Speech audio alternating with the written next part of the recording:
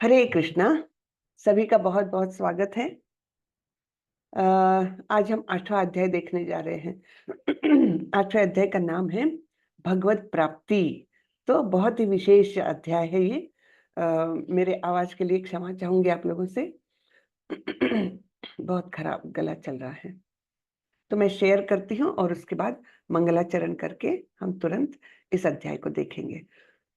Sorry. ओम नमो भगवते वासुदेवाय। ओम नमो भगवते वासुदेवाय। ओम नमो भगवते वासुदेवाय। ओम अज्ञानतिमिरान्धस्य ज्ञानाञ्जनशलाकया चक्षुरुन्मिलितं येन तस्मै श्रीगुरवे नमः। श्रीचैतन्यमनोभीष्टं स्थापितं येन भूतले स्वयं रूपः कदा मह्यं ददाति स्वपदान्तिकम्। वन्देऽहं श्रीगुरो श्रीयुतपदकमलं श्रीगुरुन् वैष्णवांश्च श्रीरूपं साग्रजातं सहगणरघुनाथान्वितं तं सजीवं साद्वैतं सावधूतं परिजनसहितं कृष्णचैतन्यदेवं श्रीराधाकृष्णपादान् सहगणललिता श्रीविशाखान्वितांश्च। हे कृष्ण करुणा सिन्धु दीनबन्धु जगत्पते गोपेश गोपिका कांत श्री राधा कांत नमोस्तुते। तप्त कांचन गौरांगी राधे वृंदावनेश्वरी वृषभानुसुते देवी प्रणमामि हरिप्रिये। नमो विष्णुपदाय कृष्णपृष्ठाय भूतले श्रीमति भक्ति वेदांत स्वामी इति नामिने। नमस्ते सारस्वते देवे गौरवाणी प्रचारिणे निर्विशेषाय शून्यवादी पाश्चात्य देशतारिणी। जय श्री कृष्ण चैतन्य प्रभु नित्यानंदा श्री अद्वैत गदाधर श्रीवासादि गौर भक्त वृंदा। हरे कृष्णा कृष्ण कृष्ण हरे हरे हरे रामा राम राम हरे हरे। हरे कृष्णा सभी को। हरे कृष्ण हरे हरे कृष्णा माता जी, दंडवत प्रणाम। दंडवत प्रणाम। हरे कृष्ण। तो आज का 8वां अध्याय भगवत प्राप्ति नाम है इसका। तो पिछले अध्याय का जो अंतिम श्लोक था, जो मैंने अभी बताया कि जो इस प्रकार से मुझे जानता है कि मैं ही सारे देवताओं का नियामक हूँ, सारे लोगों का नियामक हूँ और अपनी चेतना को पूर्णतः मुझ में रखता है, वही व्यक्ति मृत्यु के समय भी मुझे याद कर सकता है, मुझे जान सकता है। ये भगवान ने 7वें अध्याय के अंतिम श्लोक में बताया था। तो यहाँ पर अर्जुन का प्रश्न उपस्थित होता है। अर्जुन उवाच किं तद्ब्रह्म किमध्यात्मं किं कर्म पुरुषोत्तम अधिभूतं च किं प्रोक्तम अधिदैवं किमुच्यते। अर्जुन ने कहा, हे भगवान, हे पुरुषोत्तम, ब्रह्म क्या है, आत्मा क्या है, सकाम कर्म क्या है, यह भौतिक जगत क्या है, तथा देवता क्या है, कृपा करके यह सब मुझे बताइए। तो देखिए 8वां अध्याय है और शुरू में ही अर्जुन प्रश्न पूछ रहे हैं। कितने पूछ रहे पता है? 8 प्रश्न पूछ रहे। ये पहले श्लोक में 5 हो गए और अगले श्लोक में 3 और प्रश्न पूछेंगे। इस प्रकार 8वें अध्याय की शुरुआत 8 प्रश्नों से, इतना हम इजिली याद रख सकते हैं। क्या क्या प्रश्न है? ब्रह्म क्या है, आत्मा क्या है, सकाम कर्म क्या है, यह भौतिक जगत क्या है, तथा देवता क्या है। इस प्रकार से ये 5 प्रश्न हो गए। फिर अगले श्लोक में और प्रश्न पूछ रहे हैं अर्जुन। अधियज्ञं कथम कोत्र देहेस्मिन् मधुसूदन प्रयाण काले च कथम ज्ञेयोसि नियतात्मभिः। हे मधुसूदन, यज्ञ का स्वामी कौन है और वह शरीर में कैसे रहता है, और मृत्यु के समय भक्ति में लगे रहने वाले आपको कैसे जान पाते हैं? मृत्यु के समय कैसे जान पाते हैं? भक्ति में तो लगे हैं, लेकिन फिर भी क्या होता है? तो इस प्रकार के ये 8 प्रश्न हैं। तो भगवान एक एक एक एक उत्तर दे रहे हैं, देखिए।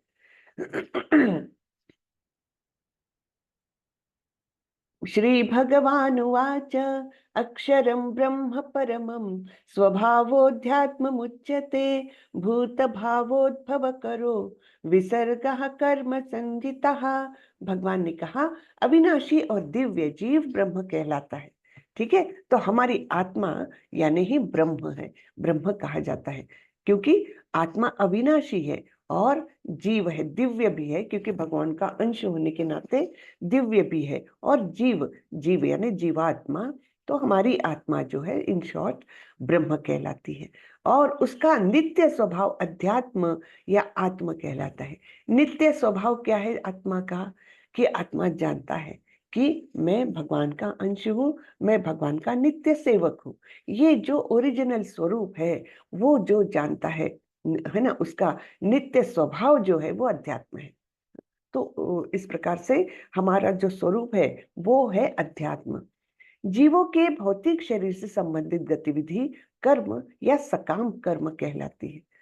ठीक है, तो जो भी हम क्रियाएं करते हैं इस भौतिक जगत में, तो सारे ही ये कर्म कहलाते या सकाम कर्म कहलाते, क्योंकि उससे कुछ हमको प्राप्ति होनी है।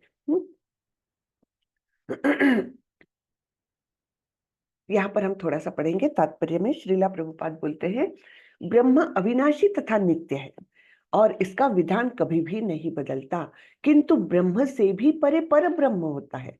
ब्रह्म का अर्थ जीव तथा पर ब्रह्म का अर्थ भगवान है। जीव का स्वरूप भौतिक जगत में उसकी स्थिति से भिन्न होता है ना।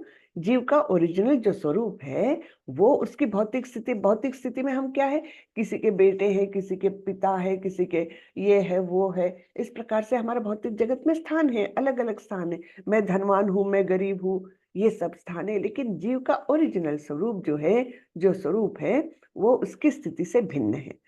भौतिक चेतना में उसका स्वभाव पदार्थ पर प्रभुत्व जताता है, किंतु आध्यात्मिक चेतना या कृष्ण भावनामृत में उसकी स्थिति परमेश्वर की सेवा करना है। यहाँ पर हमें तो क्या बोलते हैं, कोई चीज पर स्वामित्व जताना है। ये मेरा घर है, ये मेरा लैपटॉप है, ये मेरी किताब है ना, मेरा मेरा मेरा परिवार, ये सब स्वामित्व जताने के तरीके होते हैं। यानी इसी रूप में हम रहते हैं, इसी रूप में हम जीते हैं, लेकिन हमारा वास्तविक स्वरूप इससे एकदम भिन्न है। हम वहां पर स्वामित्व नहीं जताते आध्यात्मिक जगत में, वहां पर हम नित्य दास है कृष्ण के। तो ये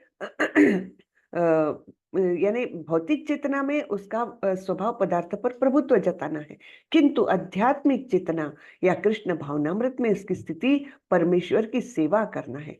जब जीव भौतिक चेतना में होता है तो उसे इस संसार में विभिन्न प्रकार के शरीर धारण करने पड़ते हैं, कभी कीड़े मकोड़े, कभी हाथी घोड़ा, कभी मनुष्य, कभी देवता, है ना। इस प्रकार से विविध प्रकार के शरीर धारण करने पड़ते हैं। यह भौतिक चेतना के कारण कर्म अथवा विविध सृष्टि कहलाता है। तो इस प्रकार से ये पूरा प्रभुपाद जी ने एक एक चीज बड़ी अच्छे से एक्सप्लेन की है। अधिभूतम क्षरो भावः पुरुषश्चाधिदैवतम अधियज्ञो हमेवात्र देहे देहभृतांवर। हे देहधारियों में श्रेष्ठ, निरंतर परिवर्तनशील यह भौतिक प्रकृति अधिभूत यानी भौतिक अभिव्यक्ति कहलाती है। भगवान का विराट रूप जिसमें सूर्य तथा चंद्र जैसे समस्त देवता सम्मिलित है अधिदैव कहलाता है, तथा प्रत्येक देहधारी के हृदय में परमात्मा स्वरूप स्थित मैं परमेश्वर अधियज्ञ यानी यज्ञ का स्वामी कहलाता हूँ। ठीक है, तो कितने सारे प्रश्नों के उत्तर अभी दे दिए, लेकिन पूरे नहीं हुए हैं। कौन से प्रश्नों के उत्तर दिए हैं? ब्रह्म क्या है, हाँ? तो जीव ब्रह्म कहलाता है। अध्यात्म क्या है? तो जो जीव का नित्य स्वभाव है वो अध्यात्म कहलाता है। और कर्म क्या है? तो भौतिक शरीर से संबंधित जो भी गतिविधियां हैं वो कर्म कहलाती है। ठीक है, 3 उत्तर ये श्लोक में मिल गए। उसके आगे के उत्तर यहाँ पर दिए हैं। तो ये जो निरंतर परिवर्तनशील जो भौतिक जगत है, जो हम देख पाते हैं, महसूस कर पाते हैं, उसको अधिभूत कहा गया है भौतिक प्रकृति को। और जो भगवान का विराट स्वरूप है, जिसमें सारे देवी देवता उनके अंग रूप में सम्मिलित है, उनको अभी अधिदैव कहा गया है। और जो परमेश्वर जो हमारे हृदय में बैठे हैं, उनको अधियज्ञ कहा गया है। इस प्रकार से 6 प्रश्नों के उत्तर यहाँ पर भगवान ने दे दिए हैं।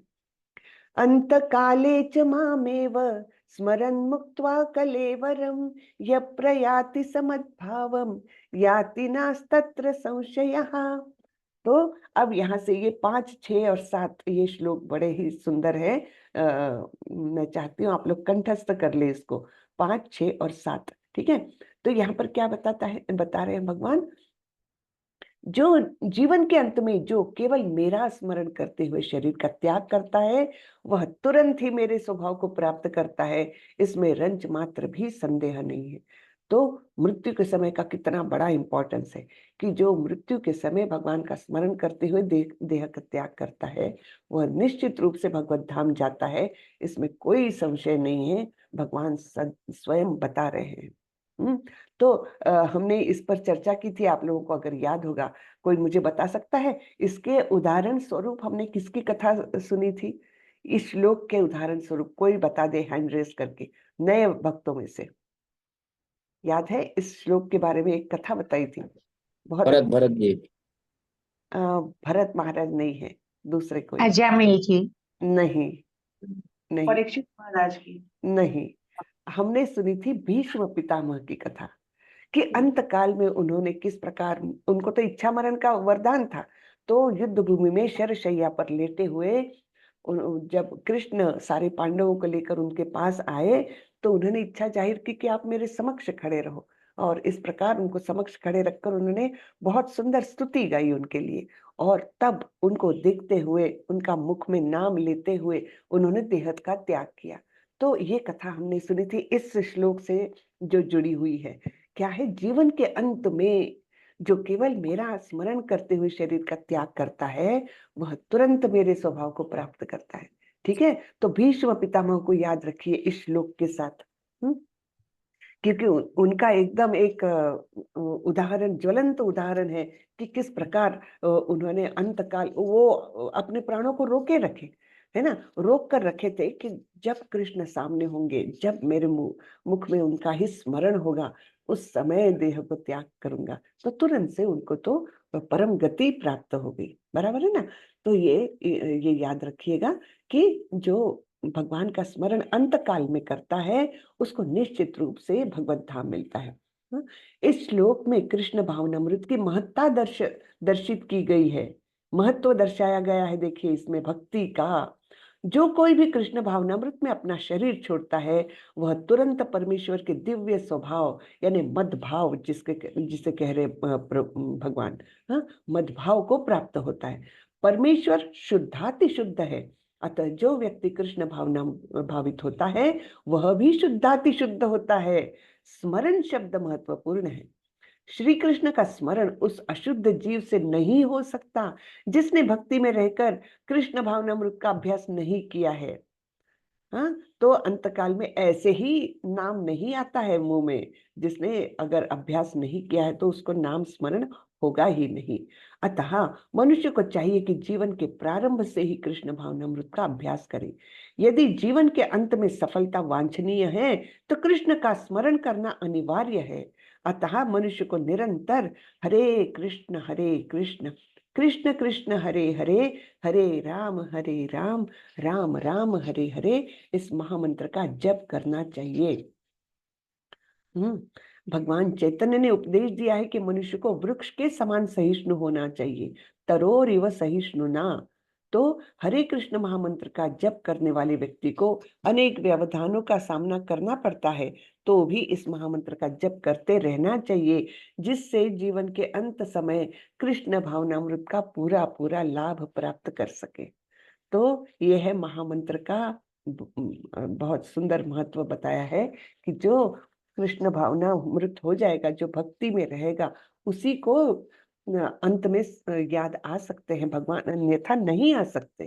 हाँ, कोई बोलेगा कि हम अंत में कर लेंगे ना, अभी का जीवन पड़ा है, कितना जीवन पड़ा है किसको पता है ना, अगले क्षण हमारा मृत्यु आ सकता है, तो कितना जीवन पड़ा है किसी को भी नहीं मालूम, है ना। तो इसलिए हमको वो करते रहना चाहिए स्मरण। फिर अगले इसमें ये श्लोक में भगवान बताते हैं, यम यम वापि स्मरन् भावम त्यजन्त्यन्ते कलेवरम तम तमेवैति कौन्तेय सदा तद्भाव भावितः। हे कुंती पुत्र, शरीर त्यागते समय मनुष्य जिस जिस भाव का स्मरण करता है वह उस भाव को निश्चित रूप से प्राप्त होता है। यहाँ पर कौन सी कथा बताई थी, किसी को याद है? हैंड रेस करके बताएं इस श्लोक के साथ। जिस शरीर त्यागते समय मनुष्य जिस जिस भाव का स्मरण करता है। माता जी, जी भरत करेक्ट। जी जी। जी जी जी, भरत महाराज की कथा हमने सुनी थी, इस श्लोक से वो निगड़ित है ना। थैंक यू माता जी, वेरी गुड, है ना। तो शरीर त्यागते समय मनुष्य जिस जिस भाव का स्मरण करता है वह उस भाव को निश्चित रूप से प्राप्त होता है।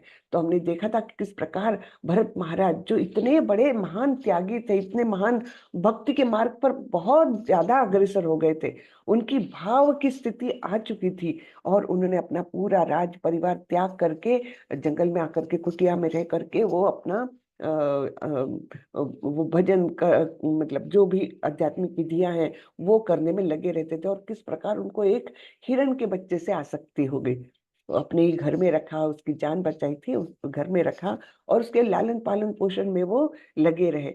उससे हुआ क्या, उनका मन उधर भटक गया और उनकी जो आध्यात्मिक क्रियाएं हैं वो सेकेंडरी होने लग गई, और वो हिरण के बच्चे की देखभाल करने में ही उनका मन लगा। और ऐसे में उनकी एक पहाड़ी से गिर करके मृत्यु हो गई, और उस समय उनके दिमाग में था मेरा हिरण का बच्चा कहाँ है। हाँ? तो वो हिरण का बच्चा स्मरण करते हुए उनको मृत्यु आई, तो उनको अगला जन्म मिला था हिरण का, है ना। तो यम यम वापी स्मरण भाव, जिस जिस भाव से स्मरण करते हुए मनुष्य शरीर का त्याग करता है उस भाव को वो निश्चित रूप से प्राप्त कर होता है। मैंने एक कथा आप लोगों को बताई थी, बड़ी मजेदार मजेदार कथा थी वो, कि एक व्यक्ति जो है तो उसने काफी धन संचय कर लिया, बहुत बड़ा घर बनाया, लेकिन उसको हमेशा ये लगता था कि मैंने इतना पैसा कमा लिया है लेकिन मेरे बेटे नालायक है, तो वो पता नहीं अपने धन की रक्षा कर पाएंगे कि नहीं कर पाएंगे, मुझे ही कुछ करना चाहिए। बस ये धन की रक्षा, ये विषय ही उसके मन में रहा। तो फिर क्या हुआ, उसको अगला जन्म जो था वो एक कुत्ते का मिला, जो उसके वही घर के आसपास वो भटकता रहता कि घर की रखवाली करना है। तो घर के लोग कभी रोटी वोटी डाल देते थे, लेकिन वो घर की रक्षा बड़े अच्छे से करता रहा। फिर उसी भाव में फिर से उसकी मृत्यु हो गई, कुत्ते की आयु तो कम होती है, तो उस प्रकार फिर से उसकी मृत्यु हो गई। तब भी फिर से उसको मन में वही भाव रहा कि इस घर की मुझे रक्षा करनी है, तो उसको सांप का जन्म मिला। और सांप बनकर भी वो उसी घर के आसपास भटकता रहता था। अब घर वाले बड़े परेशान कि ये सांप तो पता नहीं कहाँ से आ गया, और मतलब किसी को काट वाट लेगा। तो इस प्रकार फिर उन्होंने लाठी डंडे से उसको बहुत पीटा। अब नारद मुनि तो ये सब कुछ देख रहे थे। हाँ, नारद मुनि को सब कुछ पता था। वो आकर के उस सांप को, जो अधमरा बिल्कुल मृत्यु के उस पर पड़ा हुआ था, उसको बोले देखो तुमने अपनी क्या हालत बना ली। हाँ, तुम मनुष्य थे, मनुष्य जन्म से कुत्ते के जन्म में आए केवल इस भावना से कि धन की रक्षा करना। उस कुत्ते के जन्म के बाद भी तुम और निम्न श्रेणी में आए, सांप के जन्म में आए केवल वे रक्षा हेतु। तो ये तो तुमने अपने सारे जन्म व्यर्थ गवाए, और अल्टीमेटली मिला क्या, उन्हीं बच्चों के हाथों तुम अभी मारे जा रहे हो। तो ये ठीक हुआ क्या? तब उस व्यक्ति को बहुत पछतावा हुआ, और उसने बोला नहीं नहीं, ये मुझसे बहुत महान गलती हो गई, है ना। तो इस प्रकार ये आसक्ति जो है हमको कोई भी श्रेणी में, कोई भी योनि में ले जा सकती है। इसलिए हमको बड़ा ही सावधान रहना चाहिए जीवन में कि हमारी आसक्ति किस ओर है ना। अब भगवान बताते हैं कि यम यम वापि स्मरण भावन, है ना, जिस जिस भाव से तुम मृत्यु को प्राप्त होगे वो प्राप्त होगा। तो इसलिए तस्मात् सर्वे तस्मात् सर्वेषु कालेषु माम अनुस्मर युध्य च मय्यर्पितमनो बुद्धिर मामे वैश्यस संशयः। सॉरी, आज बहुत ही ज्यादा खराब। अतएव हे अर्जुन, तुम्हें सदैव कृष्ण रूप में मेरा चिंतन करना चाहिए और साथ ही युद्ध करने के कर्तव्य को भी पूरा करना चाहिए। कर्तव्य छोड़कर बैठना नहीं है। ये बार बार भगवान एकदम स्पष्ट कर रहे हैं कि मेरा स्मरण तो करना है। तो कोई प्रश्न यही पूछता ना कि अच्छा चिंतन करना है ना जीवन भर, तो खाली निठल्ले बैठ जाओ, जंगल में जाकर बैठ जाओ और नाम जपो। जी नहीं, आपका कर्तव्य भी आपको पूरा करना ही है। अपने कर्म को मुझे समर्पित करके तथा अपने मन एवं बुद्धि को मुझ में स्थिर करके तुम निश्चित रूप से मुझे प्राप्त कर सकोगे।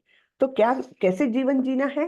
अपने कर्तव्य को पूरा करना है, लेकिन जो भी कर्म करो, कर्तव्य करना है ना, कर्म करना है, कर्तव्य पूर्ति के लिए कर्म करना है, लेकिन कर्म कैसे करना है? मुझे समर्पित करके कर्म करो और मन एवं बुद्धि को मुझ में स्थिर करो। कि पूरा स्मरण रहे कि भगवान द्वारा सब कुछ हो रहा है, यानी जो भी सृष्टि है वो सब कुछ भगवान द्वारा है। ये कर्म जो है ये मेरा नियत कर्तव्य है, ये मैं भगवान को अर्पण करके शुद्ध भाव से कर्म कर रहा हूँ। इस प्रकार से मन और बुद्धि भगवान में स्थिर करके हमको जीना चाहिए, तो तब हमारा जीवन सफल हो जाएगा। ये बहुत ही सुंदर, इसलिए मुझे ये 3 श्लोक बड़े ही अच्छे लगते हैं कि एकदम सीरियली देखिए भगवान ने बताए हैं। अंतकाले च मामेव स्मरन् मुक्त्वा कलेवरम, है ना, जो अंतकाल में स्मरण करता है वो मुझे प्राप्त करता है। जिस जिस भाव में जो मृत्यु को प्राप्त करता है वो उसी भाव को प्राप्त करता है। और इसलिए अगर तुमको अंतकाल में मेरा स्मरण आना चाहिए, ऐसी इच्छा है, तो जीवन भर तुमको मेरा स्मरण करना अनिवार्य है। अभ्यास योग युक्तेन चेतसा नान्यगामिना परमं पुरुषं दिव्यम याति पार्थानुचिंतयन्। हे पार्थ, जो व्यक्ति मेरा स्मरण करने में अपना मन निरंतर लगाए रखकर अविचलित भाव से भगवान के रूप में मेरा ध्यान करता है, वह मुझको अवश्य ही प्राप्त होता है। तो मेरा स्मरण करने में अपना मन निरंतर लगाए रखना है और अविचलित भाव से भगवान के रूप में मेरा ध्यान करना है। ऐसे वैसे रूप में नहीं ध्यान करना है, भगवान जो षड ऐश्वर्य युक्त, ऐसे भगवान, उसमें भगवान का ध्यान करना है, उस रूप में। तो ऐसा व्यक्ति निश्चित रूप से मुझे प्राप्त करेगा। कविं पुराणम अनुशासितारम अणोरणीयां सम अनुस्मरेद्यः सर्वस्य धातारम अचिन्त्य रूपम आदित्य वर्णम तमसः परस्तात्। मनुष्य को चाहिए कि परम पुरुष का ध्यान कैसे करना है। देखिए अभी यहाँ पर बताया है, परम पुरुष का ध्यान सर्वज्ञ, पुरातन, नियंता, लघुतम से भी लघुतर, प्रत्येक का पालन करता, समस्त भौतिक बुद्धि से परे, अचिंत तथा नित्य पुरुष के रूप में करे। वे सूर्य की भांति तेजवान है और इस भौतिक प्रकृति से परे दिव्य स्वरूप में है। तो भगवान ये अपने बारे में बताते हैं कि किस प्रकार से किस रूप से, किस क्वालिटीज के साथ मेरा स्मरण करें। तो किस प्रकार से? वे सब कुछ जानने वाले हैं, सर्वज्ञ है, वे पुरातन है, सबसे पुरातन आदि पुरुष वही है, नियंता, कंट्रोलर है ना, सब कुछ उनके कंट्रोल में है, सब कुछ उनके नियंत्रण में है।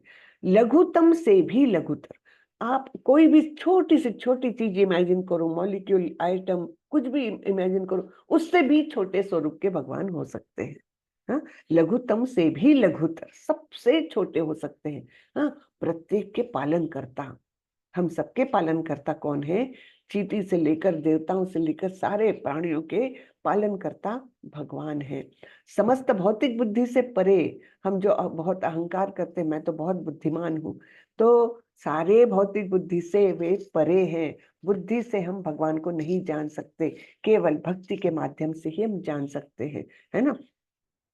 तो भौतिक बुद्धि से वे परे हैं, अचिंत्य, उनका चिंतन भी नहीं कर सकते, समझ में मतलब वो कैसे हैं इसका हमारा लॉजिक वगैरह कोई काम में नहीं आता कि ऐसे कैसे हो सकता है, वो अंदर भी है बाहर भी है, वो यहाँ भी है सब जगह भी है और नहीं भी है, ये सब कैसे हो सकता है।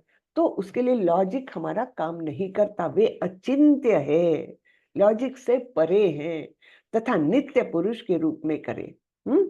तो जो सदा ही हमेशा ही रहेंगे, रहते थे, रहे है और रहेंगे, ऐसे नित्य पुरुष के रूप में उनका स्मरण करना है। और वे इतने तेजवान हैं कि जैसे कि सूर्य।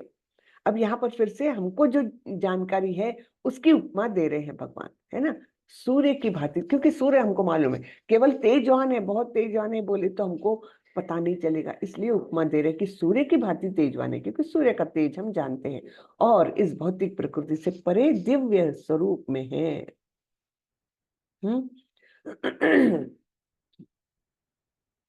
प्रयाण काले मनसा चलेन भक्त्या युक्तो योग बलेन चैव भ्रुवोर्मध्ये प्राणमावेश्य सम्यक सतम परम पुरुषमुपैति दिव्यम। मृत्यु के समय जो व्यक्ति अपने प्राण को भवों के मध्य स्थिर कर लेता है और योग शक्ति के द्वारा अविचलित मन से पूर्ण भक्ति के साथ परमेश्वर के स्मरण में अपने को लगाता है, वह निश्चित रूप से भगवान को प्राप्त होता है। तो यहाँ पर वो विधि बताई है कि मृत्यु के समय योगी लोग क्या करते हैं, कैसे करना चाहिए। हाँ, तो मृत्यु के समय अपने प्राण को भवों के मध्य स्थिर कर लेना है, पूरा कंसंट्रेशन वहां पर, और योग शक्ति द्वारा अविचलित मन से मन को एकाग्र करना है और फिर पूर्ण भक्ति के साथ भगवान का स्मरण करना है, तो वह निश्चित रूप से भगवान को प्राप्त होता है। यदक्षरं वेदविदो विदन्ति विशन्ति यद्यतयो वीतरागः यदिच्छन्तो ब्रह्मचर्यं चरन्ति तत्ते पदं संग्रहेण प्रवक्ष्ये। जो वेदों के ज्ञाता है, जो ओंकार का उच्चारण करते हैं और जो संन्यास आश्रम के बड़े बड़े मुनि हैं, वे ब्रह्म में प्रवेश करते हैं। ऐसी सिद्धि की इच्छा करने वाले ब्रह्मचर्य व्रत का अभ्यास करते हैं। अब मैं तुम्हें वह विधि बताऊंगा जिससे कोई भी व्यक्ति मुक्ति लाभ कर सकता है। तो इस प्रकार ये वेदों के ज्ञाताओं के बारे में बताया है कि किस प्रकार वे ओमकार करते हैं। हाँ, और वे फिर इस प्रकार से ब्रह्म में प्रवेश करते हैं। हाँ, उनको लेकिन उनकी इच्छाएं क्या रहती, सिद्धि प्राप्त करने वाले, सिद्धियां प्राप्त करने, उनको भगवत प्राप्ति की इच्छा नहीं है ना, तो उनको मुक्ति मिलती है लेकिन लिमिटेड, जो सायुज्य मुक्ति जिसे कहते हैं, इस प्रकार की मुक्ति इनको मिलती है। सर्वदर द्वाराणि संयम्य मनोहृदि निरुध्य च मूर्ध्याधायात्मनः प्राणम आस्थितो योग धारणाम। समस्त इंद्रिय क्रियाओं से विरक्ति को योग की स्थिति कहा जाता है। सभी इंद्रियों को उनके विषय कर्मों से, विषय वस्तुओं से एकदम अविरुद्ध कर लेकर संयमित कर लेना, उसको योग धारणा कहा जाता है। हमने छठे अध्याय में देखा था कि किस प्रकार प्रत्याहार होता है ना, यम नियम आसन प्राणायाम प्रत्याहार, वहां पर सारी इंद्रियों को इंद्रिय विषयों से खींच कर लिया जाता है, इंद्रिय विषयों से विरक्त कर लिया जाता है, तो वो योग धारणा है ना। इंद्रियों के समस्त द्वारों को बंद करके तथा मन को हृदय में और प्राणवायु को सिर पर केंद्रित करके मनुष्य अपने को योग में स्थापित करता है। ओमित्येकाक्षरं ब्रह्म व्याहरन् माम अनुस्मरन् यः प्रयाति त्यजन् देहं स याति परमां गतिम। इस योगाभ्यास में स्थित होकर तथा अक्षरों के परम संयोग यानी ओमकार का उच्चारण करते हुए यदि कोई भगवान का चिंतन करता है और अपने शरीर का त्याग करता है, तो वह निश्चित रूप से आध्यात्मिक लोकों को जाता है। तो इस परिस्थिति में भी वो भगवत धाम को जाता है। क्या क्या करता है, ओमकार करता है, अपना पूरा प्राण वायु यहाँ पर भवों के बीच में स्थित करता है, मन को एकाग्र करके भगवान का स्मरण करता है और ओमकार मुख से निकालता हुआ इस प्रकार से चिंतन करता हुआ जो मृत्यु को प्राप्त होता है तो वो भगवत धाम जाता है। अनन्य चेतः सततम यो माम स्मरति नित्यशः तस्याहं सुलभ पार्थ नित्य युक्तस्य योगिनः। हे अर्जुन, जो अनन्य भाव से निरंतर मेरा स्मरण करता है उसके लिए मैं सुलभ हूँ, क्योंकि वह मेरी भक्ति में प्रवृत्त होता है ना। तो अनन्य भाव से हमेशा अगर हम स्मरण करते रहेंगे तो निश्चित रूप से वो भक्ति के मार्ग पर चल जाता है ना, और उसके लिए वो सुलभ हो जाता है भगवत प्राप्ति करना। तो इस प्रकार से भगवान बता रहे हैं कि पहले भी एक बार बताया, तस्मात् सर्वेषु कालेषु माम अनुस्मर युध्य च, वैसे ही यहाँ पर भी वही भाव से बता रहे हैं, अनन्य भाव से निरंतर मेरा स्मरण करता है जो करता है उसके लिए मैं सुलभता से प्राप्त हो जाता हूँ, क्योंकि वो भक्त बन गया है मेरा।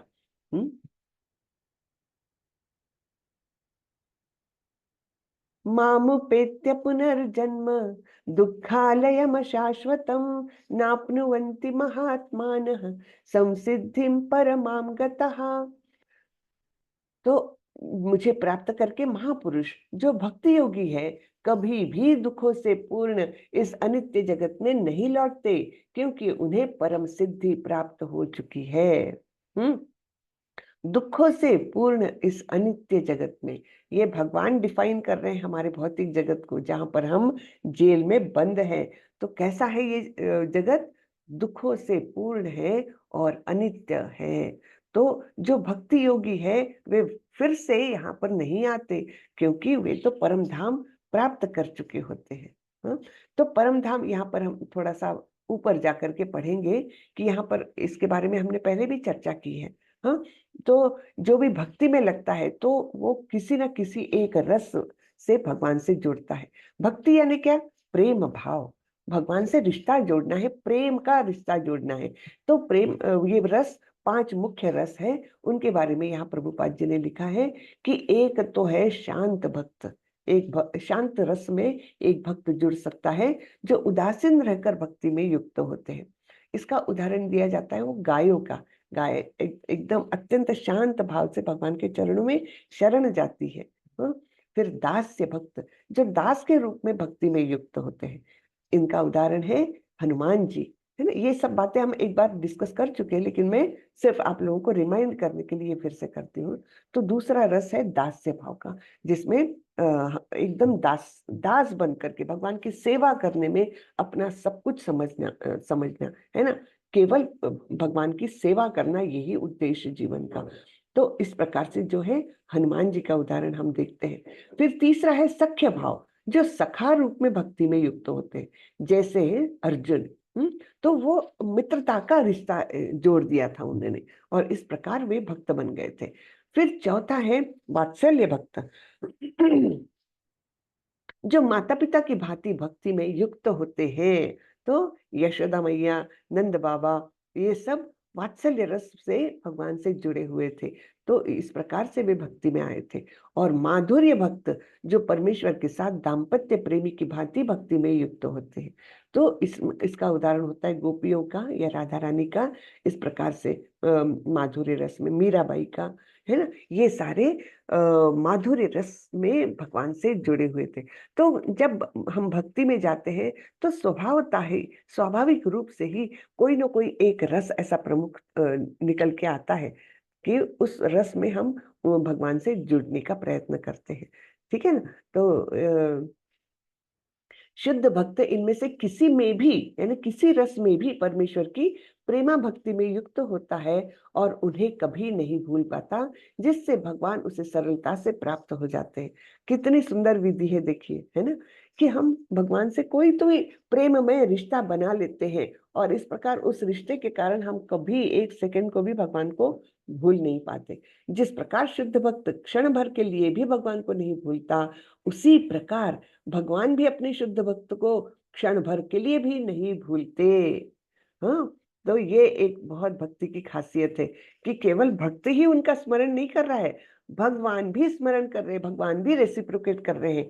जिस भाव से हम भगवान से जुड़ेंगे, भगवान उसी भाव से हमसे जुड़ेंगे, हमको रेसिप्रोकेट करेंगे। अगर हम मित्रता से गए तो वो मित्र बनकर हमारे सामने आएंगे, सबसे सुंदर मित्र, सबसे परम मित्र बनकर हमारे साथ व्यवहार रहेगा। अगर हम वात्सल्य रूप से उनसे जुड़े तो वो पुत्र रूप में हमसे जुड़ जाएंगे, है ना। जैसे यशोदा मैया से जुड़ गए थे। कौन बांध सकता है भगवान को? भगवान की शक्तियां असीम अपार, तो ऐसे भगवान को कोई बंधन में कैसे जकड़ सकता है? लेकिन वात्सल्य प्रेम इतना महान है कि उस प्रेम के कारण, उस भक्ति के कारण भगवान ने खुद को बंधवा लिया था दामोदर लीला में, है ना। कौन, नहीं तो भगवान को, दौड़ते हुए भगवान को कौन पकड़ सकता है?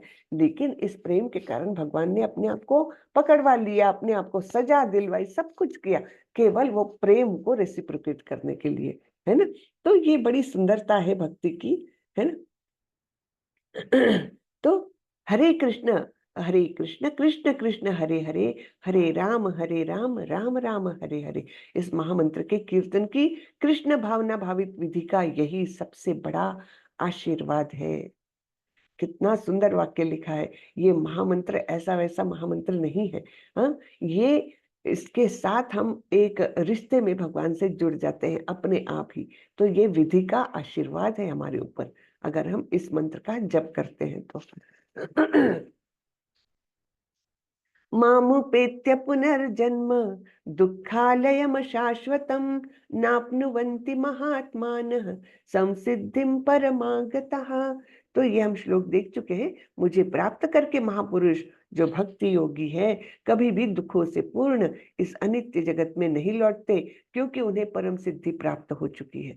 तो सबसे पहले तो हमको ये एहसास होना चाहिए कि ये जगत जो है ये हमारे लिए नहीं है, ये तो दुखालयों का, दुखों का घर है, यहाँ से हमको निकलना है। कम से कम ये एहसास हो जाए, तब कहीं आदमी इससे बाहर निकलने का प्रयत्न करेगा। लेकिन अगर हम तो बड़े सुखी हैं, मेरे पास तो बहुत पैसा है, मेरे पास अच्छा परिवार है, मैं यहाँ पर बड़ा सुखी हूँ, ये भावना रही तो वो प्रयत्न कभी करेगा ही नहीं।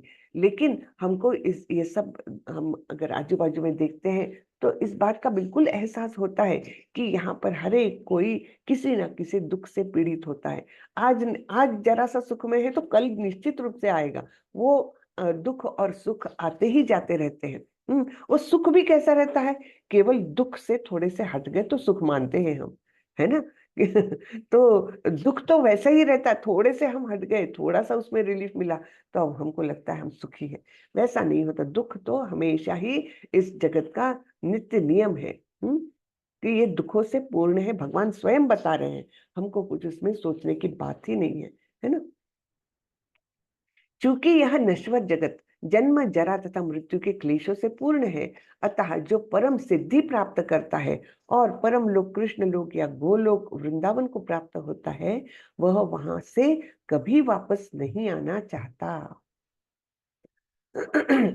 आ ब्रह्म भुवना लोका पुनरावर्तिनोऽर्जुन मामुपेत्य तु कौन्तेय पुनर्जन्म न विद्यते। इस जगत में सर्वोच्च लोक से लेकर निम्नतम सारे लोक दुखों के घर हैं। सर्वोच्च लोक कौन सा है इस जगत का? ब्रह्मलोक, हाँ। और सबसे निम्न लोक एक पाताल है, कौन? तलातल, सबसे एकदम निम्न श्रेणी का जो पाताल है वो निम्नतम सारे लोक दुखों के घर है, जहां जन्म तथा मरण का चक्र लगा रहता है। किंतु हे कुंती पुत्र, जो मेरे धाम को प्राप्त कर लेता है वह फिर कभी जन्म नहीं लेता। हम्म तात्पर्य यह है, समस्त योगियों को, चाहे वह कर्म योगी हो, ज्ञान योगी हो या हठ योगी, अंततः भक्ति योग या कृष्ण भावनामृत में भक्ति की सिद्धि प्राप्त करनी होती है, तभी वे कृष्ण के दिव्य धाम को जा सकते हैं, जहां से वे फिर कभी वापस नहीं आते। यानी क्या बताया है कि कर्म योग, ज्ञान योग, अष्टांग योग, ये सब कहाँ ले जा रहे हैं? अल्टीमेटली ये भक्ति योग तक आने ही चाहिए, तब कहीं जाकर हम भगवत प्राप्ति कर सकते हैं, है ना। तो टॉप मोस्ट है भक्ति योग, और ये सारे साधन है भक्ति तक पहुंचने के। कि कर्म योग के साधन के द्वारा आप भक्ति तक पहुंचो, ज्ञान योग के साधन के द्वारा आप भक्ति योग तक पहुंचो। लेकिन अगर भगवत धाम जाना है तो भक्ति योग को कोई पर्याय है नहीं।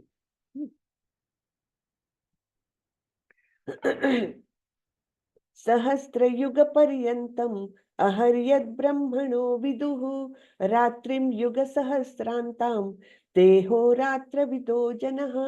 मानवीय गणना के अनुसार 1000 युग मिलकर ब्रह्मा का एक दिन होता है और इतनी ही बड़ी ब्रह्मा की रात्रि भी है। तो 1000 युग ये यानी चारों युगों का एकत्रित जो कालावधि है वो 1000 बार किया, तब कहीं जाकर ब्रह्मा जी का एक दिन होगा और उतनी ही बड़ी रात होगी। तो मैंने आपको बताया था कलयुग का कालावधि कितना है, 4,32,000 वर्ष। उससे दुगुना है द्वापर युग, और कलयुग से तिगुना है त्रेता युग, कलयुग से चौगुना है सत्य युग। तो इस प्रकार ये ऐड कर दिए तो 4,32,000 का 10 टाइम्स 10 गुना होता है एक युग। जो पूरा युग मतलब चारों को मिलकर के एक युग होता है। तो इतने वर्ष ऐसे 1000 युग मिलकर ब्रह्मा का एक दिन है और उतनी ही बड़ी रात है। तो बहुत ही बड़ा कालावधि है ये, है ना। अव्यक्ताद्व्यक्तयः सर्वः प्रभवत्यः रागमे रात्र्यागमे प्रलीयन्ते तत्रैवाव्यक्त संज्ञके।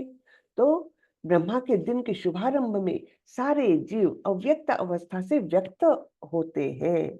तो जैसे ही दिन हुआ ब्रह्मा जी ने सारे सृष्टि का सृजन किया, शुभारंभ हो गया सृष्टि का, और जब रात्रि आती है तो वे पुनः अव्यक्त में विलीन हो जाते हैं। फिर से समेट करके ढांक करके रख दिया तो वो अव्यक्त हो गया पूरी सृष्टि का, है ना। भूतग्राम स एवायम भूत्वा भूत्वा प्रलीयते रात्र्यागमे वशः पार्थ प्रभवत्यः रागमे। जब जब ब्रह्मा का दिन आता है तो सारे जीव प्रकट होते हैं और ब्रह्मा की रात्रि होते ही वे असहायवत विलीन हो जाते हैं। कोई कुछ कर नहीं सकता, हम कुछ कर सकते हैं कि नहीं नहीं ब्रह्मा की रात्रि भी हो जाएगी तब भी मैं नहीं जाऊंगा, विलीन नहीं होऊंगा। हम असहाय हैं। हाँ? तो सारे जीव क्या है, असहाय है। जैसे ही ब्रह्मा जी की रात्रि होती है सारे प्रलय में डूब जाते हैं, विलीन हो जाते हैं। परस्तस्मास्तु भावोऽन्योत् व्यक्तो व्यक्तः सनातनः यस्य सर्वेषु सॉरी यस्य सर्वेषु भूतेषु नश्यस्तु न विनश्यति। इसके अतिरिक्त एक अन्य अव्यक्त प्रकृति है जो शाश्वत है और इस व्यक्त तथा अव्यक्त पदार्थ से परे है। यह परा यानी श्रेष्ठ और कभी नाश न होने वाली है। जब इस संसार का सब कुछ लय हो जाता है तब भी उसका नाश नहीं होता। तो ये जो भौतिक जगत है जिसके बारे में भगवान ने पहले 2 श्लोकों में बताया है क्या, कि जब ब्रह्मा जी का दिन होता है तो सारी सृष्टि का सृजन होता है, सब व्यक्त हो जाते हैं, और जैसे ही ब्रह्मा जी की रात हुई तो सब कुछ विलीन हो जाते हैं, नष्ट हो जाते हैं असहायवत। लेकिन भगवान बोल रहे इसके अतिरिक्त एक अन्य अव्यक्त प्रकृति है जो शाश्वत है। यानी भौतिक जगत तो शाश्वत नहीं, बार बार प्रकट होता है, बार बार मतलब बार बार व्यक्त होता है, बार बार अव्यक्त होता है ना।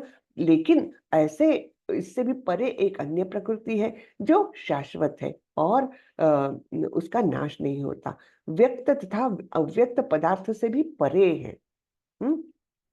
तो ये व्यक्त और अव्यक्त होने की प्रक्रिया केवल भौतिक जगत में है, वहां पर ये सब नहीं होता है। यह परा और कभी नाश न होने वाली है। जब इस संसार का सब कुछ लय हो जाता है तब भी उसका नाश नहीं होता। अव्यक्तोक्षर इत्युक्त स्तमाहु परमां गतिम यम प्राप्य न निवर्तन्ते तद्धाम परमं मम। तो अपने धाम के बारे में बता रहे हैं जिसे वेदांती अप्रकट तथा अविनाशी बताते हैं, जो परम गंतव्य है, जिसे प्राप्त कर लेने पर कोई वापस नहीं आता, वही मेरा परम धाम है। तो उनका धाम कैसा है, जो जिसको अप्रकट और अविनाशी बताया गया है और जो सभी जीवों का परम गंतव्य है, असली स्थान है, परम धाम है वो, है ना। नित्य धाम है वो सारे जीवों का। और एक बार कोई भी जीव वहां पर जाता है तो वापस नहीं आता। फिर हम सोचेंगे फिर पहले क्यों आए हम यहाँ पर भौतिक जगत में? पहले से वहीं थे तो वहां से भौतिक जगत में आए ही क्यों? तो हम इसलिए आए क्योंकि हमने स्वामित्व जताने की इच्छा की कि मुझे कोई चीज ऐसी चाहिए जो मेरी हो। सब कुछ तो कृष्ण का है यहाँ पर।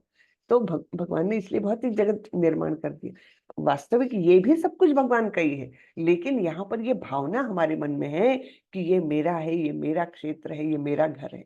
ये हमारी भावना है, स्वामित्व जताने की भावना को यहाँ पर हम पूरा कर रहे हैं, जो अपराध है भगवान के प्रति किया हुआ। इसलिए हम यहाँ पर आए, सजा पाने के लिए, रिफॉर्मेशन के लिए। रादर सजा पाने के लिए भी नहीं बोल सकते। जैसे जेल में क्यों भेजा जाता है? कि उसकी जो आपराधिक प्रवृत्ति है उसको रिफॉर्म किया जाए, उसमें सुधारना लाई जाए। वैसे ही हमको सुधारने के लिए भगवान ने यहाँ भेजा है। अनेक अनेक योनियों में हम भटक रहे हैं, लेकिन जब मनुष्य जन्म है, जहां से हम, ये लॉन्चिंग पैड के जैसा है मनुष्य जन्म, कि यहाँ से हम जा सकते हैं। हाँ, क्योंकि यहाँ पर हमको ऐसी संधि मिलती है कि हम धर्म के बारे में जाने, भगवान के बारे में जाने, हमारे नित्य स्वरूप के बारे में जाने। ये हमको यहाँ पर मौका मिलता है मनुष्य जन्म में। तो इसलिए जब हम यहाँ से जाते हैं वापस, तब हम वापस नहीं आते, क्योंकि भगवान हमको ज्ञान भी देता है, स्मरण शक्ति भी देता है और विस्मृति भी देता है। वहां जाकर के हमको ऐसी स्मरण शक्ति देता है भगवान कि तुम एक बार भुगत चुके हो बेटा, अब फिर से वो गलती मत करना। हम नहीं करते वो गलती दोबारा से, कोई जीव वापस नहीं आता। ठीक है ना? तो ये बहुत सुंदरता से बताया गया है ना? तो ब्रह्म संहिता में भगवान कृष्ण के परम धाम को चिंतामणि धाम कहा गया है, जो ऐसा स्थान है जहाँ सारी इच्छाएं पूरी होती है। भगवान कृष्ण का परम धाम गोलोक वृंदावन कहलाता है, और वह पारसमणि से निर्मित प्रासादों से युक्त है। वहां पर वृक्ष भी है जिन्हें कल्पतरु कहा जाता है, जो इच्छा होने पर किसी भी तरह का खाद्य पदार्थ प्रदान करने वाले हैं। वहां गौएं भी है जिन्हें सुरभि गौएं कहा जाता है, और वे अनंत दुग्ध देने वाली है। इस धाम में भगवान की सेवा के लिए लाखों लक्ष्मियां हैं। वे आदि भगवान गोविंद तथा समस्त कारणों के कारण कहलाते हैं। भगवान बंसी बजाते हैं। हाँ, उनका दिव्य स्वरूप समस्त लोकों में सर्वाधिक आकर्षक है।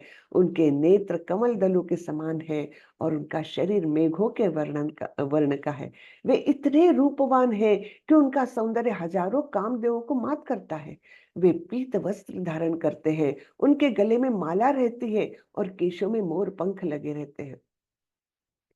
भगवत गीता में भगवान कृष्ण अपने निजी धाम गोलोक वृंदावन का संकेत मात्र करते हैं, जो आध्यात्मिक जगत में सर्वश्रेष्ठ लोक है। इसका विशद वृत्तांत ब्रह्म संहिता में मिलता है। ठीक है? तो इतना सुंदर वर्णन ये कहाँ पर मिला है? ब्रह्म संहिता में मिलता है ये वर्णन। तो इसके अनुसार, क्योंकि गीता में, भगवत गीता में इतना वर्णन नहीं है, लेकिन ब्रह्म संहिता में ये बड़ा सुंदरता से वर्णन ब्रह्मा जी ने स्वयं किया है।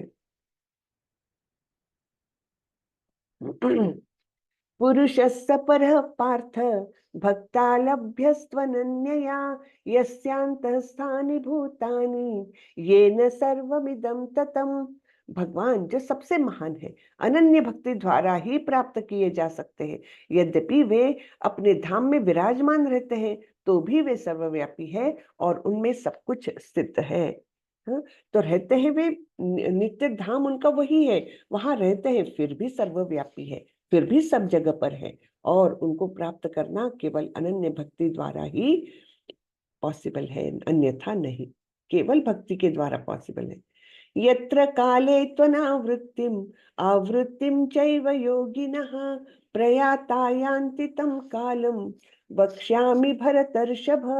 हे भरत श्रेष्ठ, अब मैं तुम्हें उन विभिन्न कालों को बताऊंगा जिनमें इस संसार से प्रयाण करने के बाद योगी पुनः आता है अथवा नहीं आता। हाँ? कौन से काल में जाने से योगी वापस आता है अथवा नहीं भी आता। अग्निर्ज्योतिरः शुक्लः षण्मासा उत्तरायणं, तत्र प्रयाता गच्छन्ति ब्रह्म ब्रह्मविदो जनः। जो पर ब्रह्म के ज्ञाता है, वे अग्निदेव के प्रभाव में, प्रकाश में, दिन के शुभ क्षण में, शुक्ल पक्ष में, या जब सूर्य उत्तरायण में रहता है, उन 6 मासों में इस संसार से शरीर त्याग करके करने पर उस पर ब्रह्म को प्राप्त करते हैं। तो ये योगियों के बारे में बताया है। कौन से योगी है? ज्ञान योगी, है ना।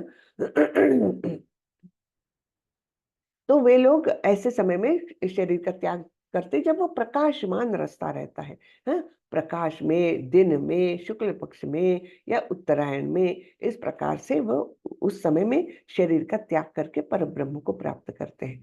धूमो रात्रिस्तथा कृष्ण षण्मासा दक्षिणायनम तत्र चांद्रमसम ज्योतिर्योगी प्राप्य निवर्तते। जो योगी धुएं रात्रि कृष्ण पक्ष में या सूर्य के दक्षिणायन रहने के 6 महीनों में दिवंगत होता है, वह चंद्रलोक को जाता है, किंतु वहां से पुनः पृथ्वी पर चला आता है। हाँ, तो ये कर्मकांड करने वालों की गति बताई गई है कि वे इस समय शरीर का त्याग करते हैं, चंद्रलोक तक जाते हैं और फिर से वापस पृथ्वी पर आ जाते हैं। शुक्ल कृष्णे गति हेते जगतः शाश्वते मते एकया यात्यनावृत्तिम अन्यया वर्तते पुनः। वैदिक मतानुसार इस संसार से प्रयाण करने के 2 मार्ग हैं, एक प्रकाश का तथा दूसरा अंधकार का। जब मनुष्य प्रकाश के मार्ग से जाता है तो वह वापस नहीं आता, किंतु अंधकार के मार्ग से जाने वाला पुनः लौट कर आता है। यानी कर्म कांडियों की गति क्या है कि वे पुनः लौटकर आते हैं इसी धरातल पर। अन्यथा जो उच्च प्रकार के योगी है, ज्ञान योगी, और वो वापस नहीं आते, बताया गया है। भक्ति योगी तो निश्चित रूप से नहीं आते। नैते श्रुति पार्थ जान्यन योगी मुह्यति कश्चन तस्मात् सर्वेषु कालेषु योग युक्तो भवार्जुन। हे अर्जुन, यद्यपि भक्तगण इन दोनों मार्गों को जानते हैं, हाँ, अब भक्तगणों के बारे में है, यद्यपि भक्तगण इन दोनों मार्गों को जानते हैं किंतु वे मोहग्रस्त नहीं होते, अतः तुम भक्ति में सदैव स्थिर रहो। हाँ? तो कृष्ण अर्जुन को उपदेश दे रहे हैं कि उसे इस जगत से आत्मा के प्रयाण करने के विभिन्न मार्गों को सुनकर विचलित नहीं होना चाहिए। हाँ, इससे विचलित होने की आवश्यकता नहीं है। भगवत भक्त को इसकी चिंता नहीं होनी चाहिए कि वह स्वेच्छा से मरेगा या दैववशात। भक्त को कृष्ण भावनामृत में दृढ़ता पूर्वक स्थिर रहकर हरे कृष्ण का जप करना चाहिए। उसे यह जान लेना चाहिए कि इन दोनों मार्गों में से किसी की भी चिंता करना कष्टदायक है। कृष्ण भावनामृत में तल्लीन होने की सर्वोत्तम विधि यही है कि भगवान की सेवा में सदैव रत रहा जाए। इससे भगवत धाम का मार्ग स्वतः सुगम, सुनिश्चित तथा सीधा होगा। इस श्लोक का योग युक्त शब्द विशेष रूप से महत्वपूर्ण है। जो योग में स्थिर है वह अपनी सभी गतिविधियों में निरंतर कृष्ण भावनामृत में रत रहता है। श्री रूप गोस्वामी का उपदेश है, अनासक्तस्य विषयान यथार्हम उपयुञ्जतः। मनुष्य को सांसारिक कार्यों से अनासक्त रहकर कृष्ण भावनामृत में सब कुछ करना चाहिए। इस विधि से, जिसे युक्त वैराग्य कहते हैं, मनुष्य सिद्धि प्राप्त करता है। अतएव भक्त कभी इन वर्णों से विचलित नहीं होता, क्योंकि वह जानता है कि भक्ति के कारण भगवत धाम तक का उसका प्रयाण सुनिश्चित है। तो ये सारी विधियां, जो प्रकाश का रास्ता और अंधेरे का रास्ता, ये सब कुछ जो बताया है, उससे भक्त को विचलित होने की आवश्यकता नहीं है, ये बताया गया है ना। भक्त तो केवल कृष्ण की सेवा करने में रत रहता है, बाकी सारी चिंताएं छोड़ देता है कि मैं कैसा जाऊंगा, वो भगवान देख लेंगे, है ना। वेदेषु यज्ञेषु तपस्सु चैव दानेषु यत् पुण्यफलं प्रदिष्टम् अत्येति तत्सर्वमिदं विदित्वा योगी परम स्थानमुपैति चाद्यम्। जो व्यक्ति भक्ति मार्ग स्वीकार करता है वह वेदाध्ययन, तपस्या, दान, दार्शनिक तथा सकाम कर्म से प्राप्त होने वाले फलों से वंचित नहीं होता। वह मात्र भक्ति संपन्न करके इन समस्त फलों की प्राप्ति करता है और अंत में परम नित्य धाम को प्राप्त होता है। तो भगवान यहाँ पर आश्वस्त कर रहे हैं कि भक्ति में लगा हुआ ये इन बाकी चीजों से, वेदाध्ययन और तपस्या और दान, इनसे जो कुछ फल मिलते हैं उससे वो वंचित नहीं रहता। वो अपने आप उसको सारे फल उसी में प्राप्त हो जाते हैं, भक्ति में ही उसको प्राप्त हो जाते हैं, और इस प्रकार वो निश्चित रूप से परम धाम को प्राप्त होता है। तो इस प्रकार ये आज का अध्याय खत्म होता है। तो किसी को इसके बारे में कुछ पूछना है तो पूछ सकते हैं। हरे कृष्णा। हरे कृष्ण माता जी। हरे हरे कृष्ण। कृष्ण माता जी, दंडवत कृष्ण माता प्रणाम। जी। दंडवत प्रणाम। तो इस प्रकार हमने देखा भगवत माता जी मेरे को पूछना था। जी जी प्रभु पूछिए। माता जी मुझे पूछना था कि वो जो 8 प्रश्न किए थे, उसका उसका लास्ट वाला आंसर मुझे नहीं समझ में आया। जो 8 प्रश्न अर्जुन ने किए पूछा। थे उसमें से अर्जुन ने लास्ट। हाँ, हाँ। अर्जुन ने अर्जुन पूछा ने था इस कि अध्याय में अंत अंत काल कैसे स्मरण किया जाए, मृत्यु के समय कैसे स्मरण किया जाए। उसका तो उत्तर बहुत विस्तार से दिया है भगवान ने कि अंतकाल में मेरा स्मरण करके ही ये किया जा सकता है। और स्मरण करने की विधि यही है कि तस्मात् सर्वेषु कालेषु माम अनुस्मर युध्यच। इसलिए मेरा स्मरण हमेशा करते रहो, तब तुमको अंतकाल में मेरा स्मरण होगा। उत्तर दिया है ना भगवान ने, है ना। और देव किसे कहते हैं, पूछे थे ना शायद, देव किसे कहते हैं। हाँ, तो बताया है ना, अधिदैव, है ना। जो देव किसे जो कहते हैं। विराट रूप में भगवान के विभिन्न अंश के रूप में है, वो अधिदैव कहलाते हैं, है ना। और परमात्मा स्वरूप में जो है वो अधियज्ञ भगवान, उनको अधियज्ञ कहा गया जी माता जी थैंक है। जी यू हरे माता जी। हरे कृष्णा माता जी। हरे कृष्ण। तो कैसा था ये अध्याय, बताएं। बहुत अच्छा था माता जी, बहुत अच्छा माता जी, बहुत अच्छा लगा। और विकास इसमें प्रभु आपको कुछ माता जी, पूछना था ना, विकास प्रभु। माता जी इसमें जीने की बताए कि जीवन कैसे जियो। हाँ बिल्कुल सही बताया। और भक्ति का विशेष विशेष क्या है भक्ति में, वो बताया कि भक्तों को ये सब चिंता करने की आवश्यकता ही नहीं कि मैं प्रकाश के मार्ग से दिन में रात में उत्तरायण में कब मृत्यु मेरी हो रही, सब कुछ वो छोड़ दो, भक्ति करो। बस भक्त की सारी चिंताएं भगवान करते हैं, है ना। भक्त को हमेशा माता परम जी, धाम ही प्राप्त होगा। और वो परम धाम कैसा है, जो व्यक्त और अव्यक्त से परे है, जो नित्य स्वरूप का है, अविनाशी है। ऐसे परम धाम को हम जा सकते हैं, है ना। नहीं तो यहाँ पर तो एक तो योनियां बदलते रहो, उसमें फिर ये प्रलय, और फिर व्यक्त से अव्यक्त हो जाओ, है ना। कितने सारी प्रॉब्लम्स है यहाँ पर। माता जी भगवान ने ये भी महामंत्र को कहा है ना कितना कि इम्पोर्टेंस दिया गया है ना। जी स्मिता माता जी महामंत्र क्या महामंत्र का जाप को कितना जी अच्छा बताया गया ना, वो बहुत सुंदर, उद्धार कर दे देगा बिल्कुल बिल्कुल। महामंत्र ही है जो हमारा सहारा है इस कलयुग में, है ना। सही। एक मैंने एक श्लोक बताया था आप लोगों को, क्या था, हरेर नाम हरेर नाम हरेर राम नाम एव केवलम, कलौ नास्ति एव नास्ति एव नास्ति एव गतिरन्य था। दूसरा कुछ मार्ग ही नहीं है यहाँ से निकलने का कलयुग के लिए। हाँ, केवल हरि नाम यही एक सहारा सही बात है ना। हरे जी कृष्ण। हरे कृष्ण। जी, जी सुधीर हरे प्रभु, कृष्ण। सुधीर। हरे कृष्ण माता जी। हरे कृष्ण। जो ये सब समझ में आया था कि 4,32,000 उसका दूना, फिर 3 गुना, फिर 4 गुना, इन सबको जोड़ने पे एक युग बनेगा क्या ब्रह्मा हाँ जी। एक युग, महायुग, हाँ इसको कल्प भी अच्छा, कहा इसको जाता है, महायुग इसको बोलते हाँ हैं। हाँ हाँ, और उसका है ना। 1,000 और से उसका एक मल्टीप्लाई हजार करें, टाइम्स, हाँ तब एक दिन होगा ब्रह्मा एक जी का, दिन बनेगा उसका।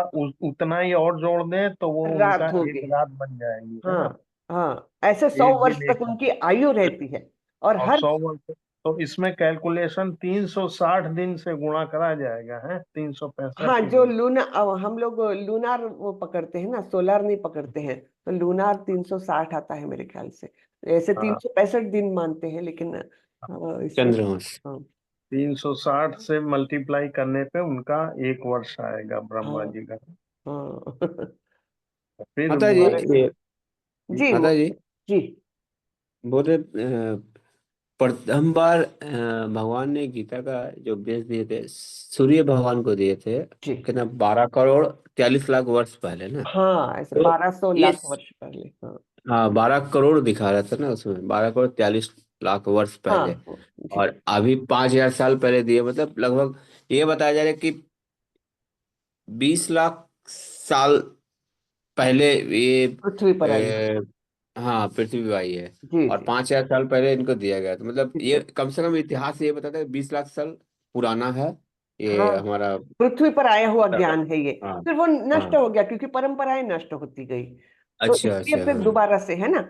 तो भगवान ने तो बताया ना कि एवं परंपरा प्राप्तम इमम राजर्षियो विदु सकाले नेह महता योगो नष्ट परंतप। इस प्रकार ये परंपरा से आया हुआ ये ज्ञान नष्ट हुआ लगता है, इसलिए भगवान ने फिर ये दोबारा से लीला रची है कि इस प्रकार से वो युद्ध हुआ और अर्जुन भ्रमित हुए और भगवान ने ये ज्ञान दिया हम लोगों के लिए, क्योंकि कलियुग आने ही वाला था। परीक्षित महाराज के समय से कलयुग पूर्णतः आ गया, है ना। हाँ तो वो आने वाला है ये तो भगवान को मालूम था। और कलयुगी लोग तो कैसे रहते, मंद सुमंद मतयो, एकदम मंद गति के और मंद मति के रहते हैं, आलसी रहते हैं, कलह युक्त रहते हैं। तो इनका उद्धार कैसे हो, तो इसके लिए फिर ये भगवत गीता बताई। फिर दोबारा से खुद ने जन्म लिया चैतन्य महाप्रभु के रूप में, जिससे कि आसान से आसान मार्ग दिया। जब करो भाई, इसमें तो कोई कष्ट नहीं है। तपस्या नहीं कर सकते, यज्ञ नहीं कर सकते, तो जब तो कर सकते हो घर में बैठे, है ना। तो सबसे आसान तरीका हमारे लिए देकर गए भगवान, क्योंकि हमारी चिंता है भगवान को। भगवान चाहते हैं कि सारे मेरे जीव जो है मेरे पास आ जाए, मेरे धाम को आ जाए, है ना। क्योंकि भगवान हाँ। बहुत प्रेम करते हैं हमसे, ये समझना चाहिए हमने। अच्छा माता जी, ये सबसे पहला ज्ञान तो उन्होंने सूर्य भगवान को दिए थे ना। जी तो अच्छा, सूर्य लोक है, जो सूर्य भगवान, उनको हम लोग वृषभानु के नाम से जानते हैं। तो सूर्य लोक का एक पद है कि अभी वृषभानु जी है, तो फिर बाद में और कोई हो। जैसे कि इंद्र लोक, हम सुने हैं कि इंद्र लोक का जो राजा है वो इंद्र है। अगला इंद्र जो होगा शायद हनुमान जी होंगे। हाँ, तो क्या अलग अलग, कुछ? हाँ, वो पद है। ये सारे देवता लोग जो है वो पद पर आसीन है, तो उस हाँ, पद जैसे पर दूसरा ब्राह्मण, कोई नहीं। शायद शायद जो ब्रह्म देव है ना, हाँ शायद ब्रह्मदेव जो है, अगला ब्रह्मदेव शायद हनुमान जी बनेंगे, ऐसा हमने सुना है हाँ, कुछ। नहीं, बलि महाराज बनेंगे मैंने सुना है। हाँ, बलि महाराज, हाँ हाँ जी। हाँ, बलि महाराज। तो इस प्रकार वो बदलते रहते हैं। हम्म, तो हाँ हरे कृष्ण ठीक माता है। जी। हरे कृष्णा। माता जी, एक्चुअली मुझे ये पूछा था कि जैसे ये श्लोक है ना, इनको डीप में कैसे सीखे, थोड़ा मुझे याद भी करना है। जैसे आप श्लोक, मुझे इतने अच्छे से संस्कृत आती नहीं पढ़नी, तो इन्हें सीखना चाह रहा था, तो कैसे सीख सकते हैं अच्छे से, हाँ, और वो उन्हें क्लास होती है हमारे यहाँ, लेकिन अभी फिलहाल बंद है ना क्षमा माता जी, अभी तक चालू नहीं की ना हम दूसरे। हाँ हाँ माता जी, अभी थोड़ा सा मंदिर का काम चल रहा था ना, तो हाँ शायद क्लासेस अभी स्टार्ट नहीं है। प्रभु जी, मैं लिंक शेयर कर दूंगी आपको। जब जी तक जी। आप आज जैसे माता जी श्लोक रिसाइटेशन करती है ना, तो जी बीच जी में उस श्लोक को किस तरीके से वर्ड टू वर्ड किस तरीके से बोलना चाहिए, उनका क्या भावार्थ है, वो लिखा जी होता है। आप उसको अगर रीड करेंगे ना, तो जी आप फिर इस श्लोक को पढ़ पाएंगे। हमने भी ऐसे ही सीखा है। हाँ जी माता हाँ, ये मैं अपना एक्सपीरियंस बता रही हूँ सही आपको। बात है। जी। तो ये जो शब्दार्थ दिए रहते हैं ना, देखिए यहाँ पर जैसे ये, अब ये इतना डिफिकल्ट श्लोक है, वेदेषु यज्ञेषु तपस्सु चैव। तो यहाँ पर सिंपल इसमें बताए, वेदेषु यानी वेदाध्ययन में, यज्ञेषु यज्ञ संपन्न करने में, तपस्सु विभिन्न प्रकार की तपस्याएं करने में। तो ये एकदम शब्दशः ये दिया हुआ है।